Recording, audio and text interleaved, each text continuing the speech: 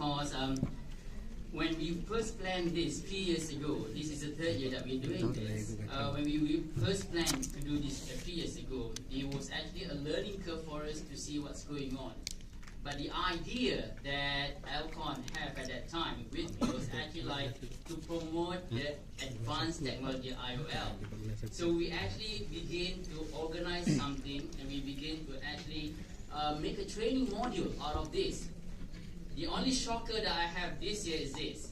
The AT-IOL workshop usually is actually for entry level of surgeon and a junior, a registrar or junior surgeon.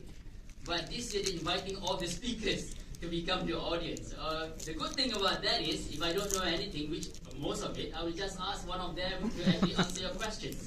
That would be nice. But I hope this is a sharing session.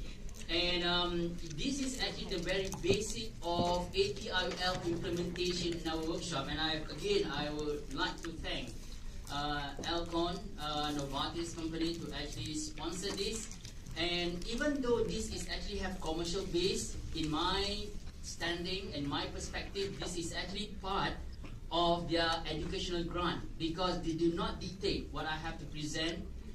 They do not dictate the content of all the speakers in this. So we are willingly to actually speak on this particular program, what we think is the best to share with all of you. So welcome and thank you for, especially local people in Klang Valley. For the people from outside like me, they provide the transport, they provide the hotel, that's fine. But people who actually from Klang Valley who actually came, I applaud you and thank you and hope you can share something with us.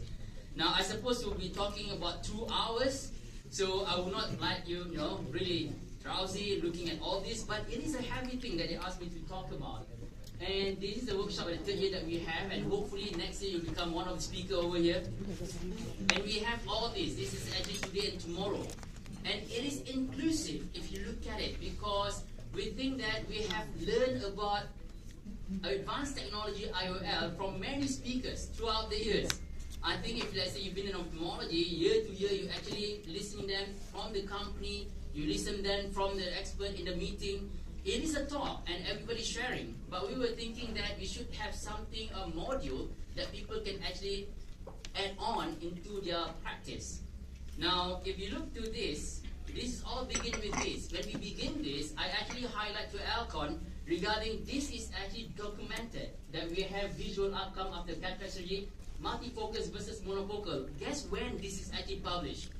This is in a journal Cataract and Refractive Surgery. This is actually from Sinosha. If you look at this, right? I don't know whether this is working. So, 2015, we are still struggling to convince people that multifocal IOL have an advantage for certain people. We compare it monofocal, we have issues. We know that we have issues on this. Nobody that said we do not have issues, but if you look at the issues that we have, you know that, you know that actually glare is one of the issues in multifocal technology. We know that. We address that, and then the technique that we use to incorporate in our practice, including that, to assess that. That's why we're actually looking into when we develop this training program, we have to include that. So this is a basis why advanced technology IOL is part to incorporate in our practice. Now what I want you to do is actually now you have a pen and paper in front of you. Please help me out. Think what are the 5 top reasons why surgeons do not implant advanced technology IOL. If you just help me with this, because I will show you what the ASRS have found among their surgeons. We want to see, I'm not going to collect this. I might ask you what's your number 5, but if you can just write down top 5 in your mind, you might say, I have no problem. I implant AT-IOL, almost 100%. But what do you think the 5 top? If you look at your own practice, it's very different, because from our experience, I've been involved with it about a few years ago, we can see the difference between the private sector, public sector, the university practice, solo and multiple partners. We can see that there's a difference in them. And there's a difference. And when we look at the structure of each of these, we can understand why some people actually go for it and some people be reserved on it. So if you look at this, and the basis of this program are all based on the evidence that we have currently. The unfortunate thing, the AT-IOL have not actually come into the Advanced Technology IOL Protocol, SOP. But we base it on the ASCRS report that actually published before, looking at multifocal intraocular lens, looking at, and they actually discuss a lot. If you look at it, I don't know whether, yeah, they actually discuss a lot on that, the approach to the patient underlying until the complication. And it's a very comprehensive. If you want to start on AT-IOL, improving on AT-IOL in your practice, that should be incorporated. And of course, we have like all these, the others as a benchmark on how we're going to actually start on AT-IOL. So basically, this is what the JCRS have actually outlined. This is in 2014, and only after that, 2015, the paper actually come in saying that there's such a benefits. But JCRS or ASCRS already said to us that, now if you look at that, they actually look into how you evaluate the selection of patient criteria. This is the benchmark. If ever that we end up the place that we do not want to end up, the benchmark will be on this. Okay, so if you look at that now, if you look at this, the reason why I show is because the program is actually based on this. All the certified ASCRS program that I attended and actually been certified to actually look at it, this is actually the certification course that we have before. And the reason for that is, it is based on how to upgrade the patients to the Advanced Technology IOL. Meaning that, if you look through this is entry level. It's supposed to be like advanced level later on that we actually have a share on how to improve the AT-IOL. It comes with the concept first, and this is very important for a person who wants to start AT-IOL. A lot of actually suggestions, when we look at this, we don't look at the concept on how you want to start. You always look at the technique, and you want to know what diagnostic that you have, and you want to know whether the patient can pay or not. That has led to some experience. Some of us experience a traumatic experience when implanting AT-IOL. So we need to know, you need to identify the concept of practice that you have. Do you have a control on who actually go to the OT? Do you have a control of who actually doing the biometry? And do you have a control on the cost that you can actually offer the patient? Because that will actually lead to the execution strategy that you're going to have. And after that, you need the implementation framework. That's why it's very different from different practice.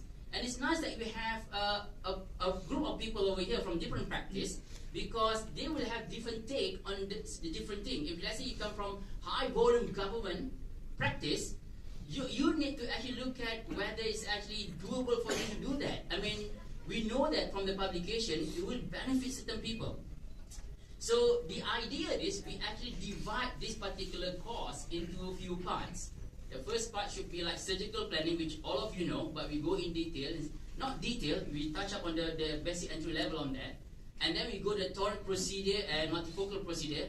If we do have time, we'll actually go to the Assoc, which is actually almost standard. We highlight certain things.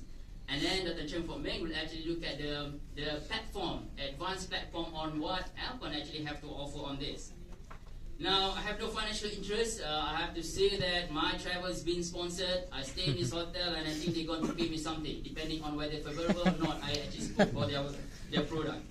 But if you look at the surgical planning, then we all know this because we're surgeons. We do this all the time. So we look at the surgical component of it and the planning component of it, because the danger happens when we do surgery without planning.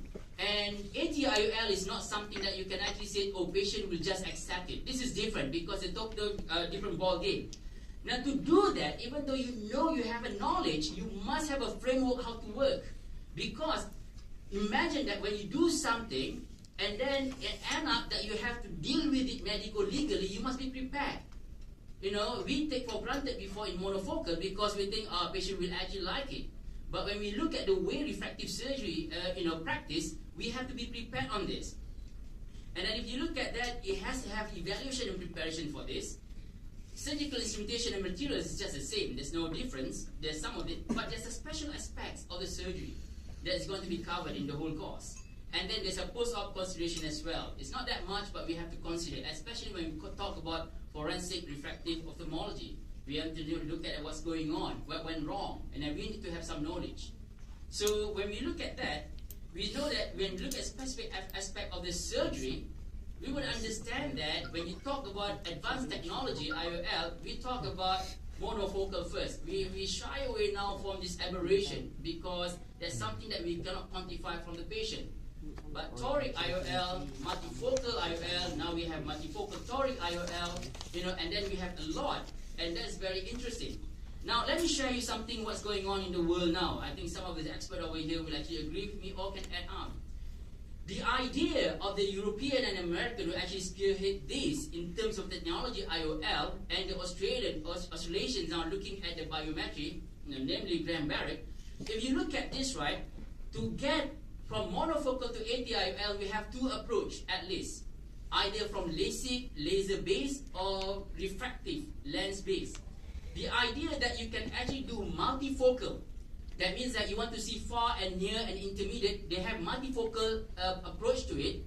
Or now, part of the European, they actually look at extended depth of focus because they're looking at the monovision approach.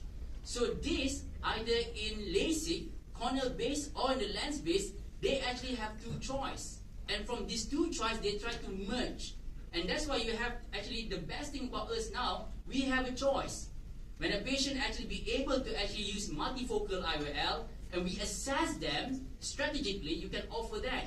But there are patients who are not for the multifocal IOL, but they still want this actually far and near, and that will fall under the others. And that's why you see that a company now, there are companies saying that they're neither multifocal, they're neither depth of perceptions, they're basically very focal. I don't know what does it mean, but they put themselves there. So don't get confused on that, because there's special aspect on that technology which gives special aspect of adverse effect, if you must say, or actually what you expected, the outcome of it. So the planning, as I said, if you look at the planning of it, so this is like you identify the objective, because it's actually meant for the entry level. We want to know, the new surgeon, what is your end point of this? We must have an end point. If you still have a problem to get a target refraction, we have to overcome that yet. And then you have to get the ametropia first. And from that, we want to know why you failed to get ametropia. Whose fault is that? It cannot be like all the biometrics, they're not doing their work. There must be something that we have to do. So and then you have to formulate the strategies to achieve them. This is actually true in a single practice and multiple practice. Now, if a surgeon is doing everything, then the surgeon will actually exhaust it. So that's why we look at that, okay, we have to delegate. And this particular program, this year, we actually going to train the staff nurses and the optometrists. They're going to start, I think, the course tomorrow. So if you look at it, the execution has to be good, and then you must have a monitoring session. You must have a monitoring strategy in that. So the course, to design this course, we have what we call course review questions. There will be like 11 questions for this particular surgical planning, and this is a basic entrance. We're not looking about master's class. We're looking at the objective of implanting AT-IOL, the popular reason not implanting AT-IOL, which I asked you to actually jot down just now. Why do we need a surgical plan? And this is very different from, just doing a monofocal IOL. The plan can be in your head. The plan can be on the MOs, and you're doing it. But the multifocal IOL, you need to actually have this surgical plan. What are the differences between monofocal and AT-IOL? What are the components of surgical planning AT-IOL? Which one that you actually have to highlight first? What is a gatekeeper for you to look at? This is go, no go. This is just something that you have to know. Something that launching of the rocket, whether go or no go, entering the orbit. You have to know that. You have to know the component of it. And then, who's actually involved? You can be doing everything because you do everything already. You have to actually outsource it, and that's what we treat. And of course, the 11 question that we get is the 11 question that popular ask in any meeting that people wants to know. That's why we touch a bit on that. The assess of ocular surface, optical requirement become important, and then we quantify the corneal astigmatism. This is a topic by itself. We can talk one day on this, but we're going to touch a bit of it so you're aware what's going on. And of course, the axial length and the IOL formula. We're not going to deal in detail, but just to highlight you what's going on in surgical plan. We're going to go through these 11 questions briefly. And, if you have any questions, you can actually raise it up and we ask the expert in the audience on this. So what are the objectives of implanting AT-IOL? This is very important because a lot of people say the objective is actually to get see far and near. And then in the proper training, as I said, that we base it on ASCRS certified courses, the main objective, if you want to implant the AT-IOL, it has to be QOL, the quality of life. If you fail from the very beginning to address that, then you are looking into trouble already. Because the quality of life and whatever that you're doing should be the first, and all of your staff should know this. The problem is, I had I don't know whether opportunity or it's unfortunate to review few cases of medical legal going for arbitrations in this country. The problem is always that when the QOL, the quality of life, the expectation of the quality of life was not assessed and documented. And that is a problematic. When we outline this based on the literature search, how should actually your practice, our practice actually based on it, right? This monofocal, multifocal, whatever that we do, on the refractive side of it, it has to be pre-op the three things. It has to be educations, either educations to the patients, your educations, or the staff educations, realistic expectation, and pre-op assessment. This is actually a strategy that you must have. If the center is not geared up for that, and that is why I said the strategy is not correct. You have to look at that. And then, amazingly, if you look at this, they look at the intra-op of the 4 level. Position, comfort, and care become number 1.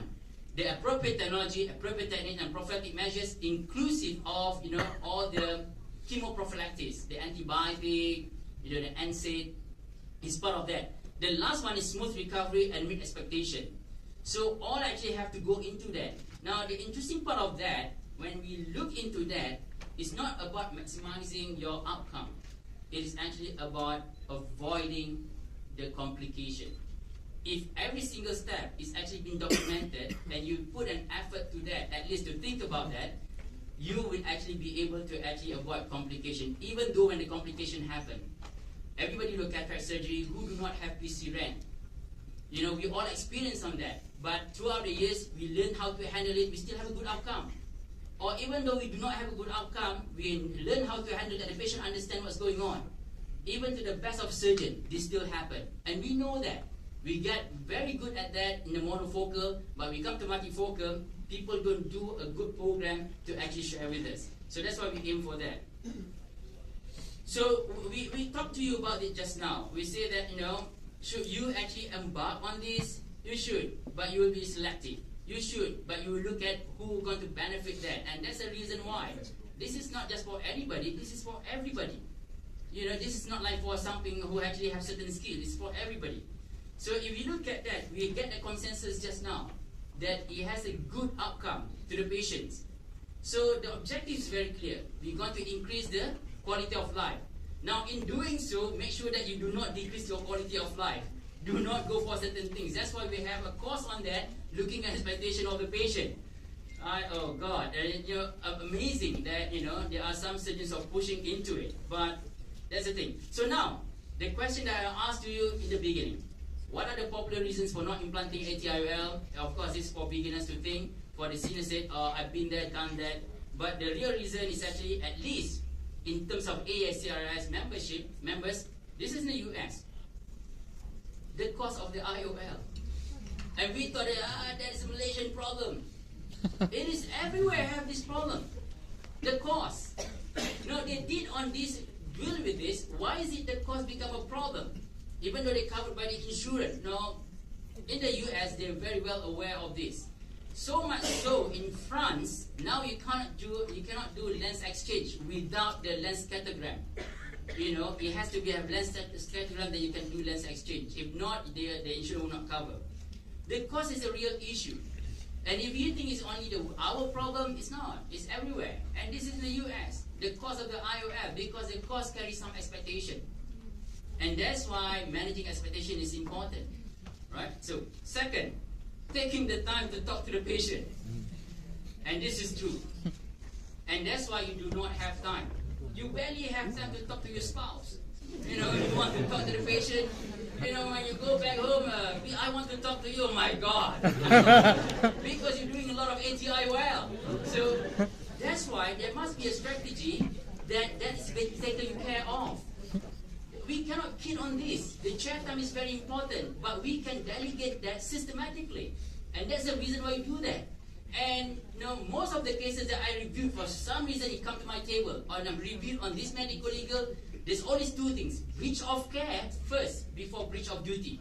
Because to prove the breach of duty are very, very difficult. You have to have another ophthalmologist to actually certain that there's a breach of duty. But breach of care is always, I was not explained. I was not explained on this. And that's why we have a standardized form. And that form is benchmark of ASCRS AAO. And that's why we want to let everybody know. It's actually available online. In our training, we actually share with everybody, bring it, and then make sure that patient sign for it, so you understand. Talking to the patient is actually very important. That is the reason for not implanting. I do not like to talk to the patient. What can I do? Right. So having enough technology, this is a myth. And we will see it later on. The myth is because, there are some technology, and of course, the company are very advanced into this because they want to actually have a high predictability. If you have a LANSAC, you cannot say that LANSAC is actually reproducible. You can't have CCC all the time like that. So having that is good. But not having that doesn't mean that you cannot actually do the advanced technology IOL. That's what it means. The FDA study on Toric IOL was actually based on what? Manual K.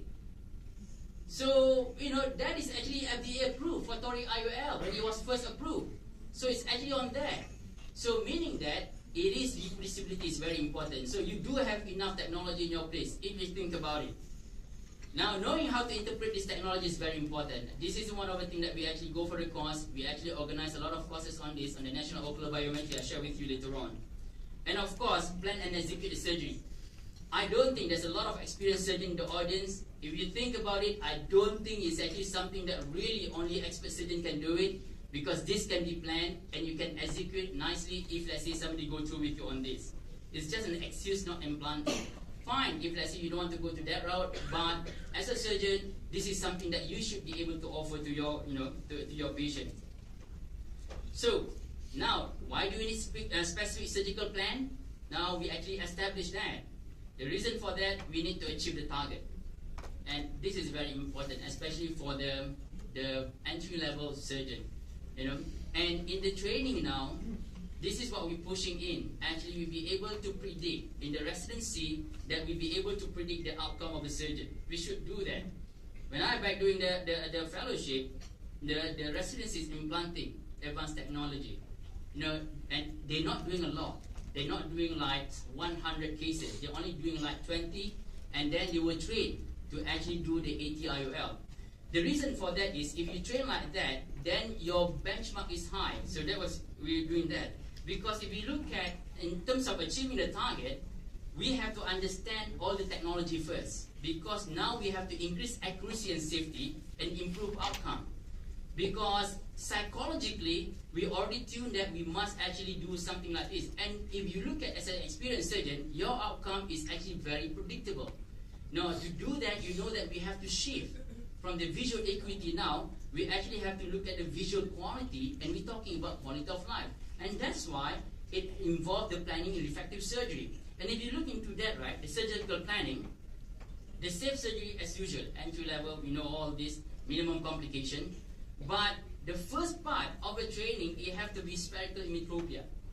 Now, that's why before you embark, and there's many HOD over here, before your, for example, registrar or junior surgeon wants to do it, the best thing to ask is actually, do you achieve the spherical emmetropia that we want? That will be the first entrance for you to come in. Once you be able to actually achieve reasonable, emmetropia, what we're talking about, reasonable being in the standard, let's say taking like ASCRS standard membership is about 0.5 to 0.75 diopter nano, right? So, at least that. If you consistently get -1, post-op, post-op refractive, then you tail it down into your, your surgical factor. But you should aim for that, so it's predictable. And after that, you'll go for quality vision. Now, this quality vision become, an issue because you need to know what technology is available for you to offer. And that's why the surgical planning is very important, because you have range of AT-IOL. Now, we talked about this before. We talked about a specific aspect of the surgery, but what specific aspect are we talking about? So if you look at what specific target aspect that we talk about, basically, we want to know the technology itself. So later on, Dr. Chungpomei will actually talk about this, the increase in cost and expectation, all this. So the program is actually looking into this. So if you look at that, the difference between this is actually this. From acuity, now you're looking at astigmatism, presbyopia, and visual requirement. Now, usually, it used to be we actually train people to go to multifocal IOL first because there's no difference in terms of the technique. Now they have changed that you should be trained on the Toric first before multifocal IOL. If let's say you are a senior surgeon who wants to embark on this, you should actually put Toric first before the multifocal IOL. The reason is because the target just now is quality of life. It is easier to entertain patient who actually you correct the Toric because it is a so-called disease that they have that you try to reduce. So that's the reason now the shifted in the training or starting point, people say go to the AT-IOL first. And the training of rotation can be done in your monofocal. Managing presbyopia and trifocal become problematic if, let's say, you do not achieve that. And if you do not have the surgical induced astigmatism. And you might think that you have 0.5, 0.25, do a study. We did a study. We have multiple, surgeons. And I was surprised, consistently, each of the surgeons, the left eye and the right eye SIA is different. Do it. You'll be surprised. And we use Barrett's, to actually calculate and vetted this, very Toric, So hopefully we'll be able to publish this soon. We have one master student doing that. And that's to our surprise. They actually is not only like the different eye, I don't know the reason for that, we can postulate, but that's why it's very important for us to actually analyze. It will not be that far, but we need to analyze.